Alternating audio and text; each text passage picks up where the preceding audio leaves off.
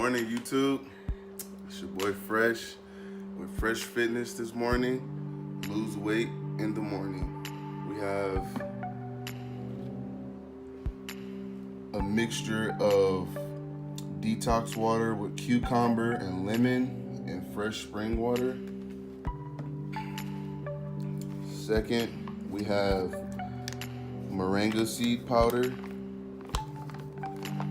which is a good morning multivitamin to take every morning for cleansing and just good vitamin C and hydration throughout the body naturally. It's plant-based as well with natural protein and a good source of vitamin C, vitamin B, and B12. Next we have a strawberry creamer meal replacement. It's also probiotic. It's full of amino acids, full of just all type of good stuff, protein, natural flavors, no milk. It's non-dairy, just 36 grams of unnurtured protein, so it's very, very good. We have apple cider vinegar and apple cider vinegar pills. Either or are fantastic to use. They're good for detoxing, cleansing your intestines. You completely just filter out all of those bad toxins in the morning. So this is a good, easy, simple, straightforward formula and plan to follow.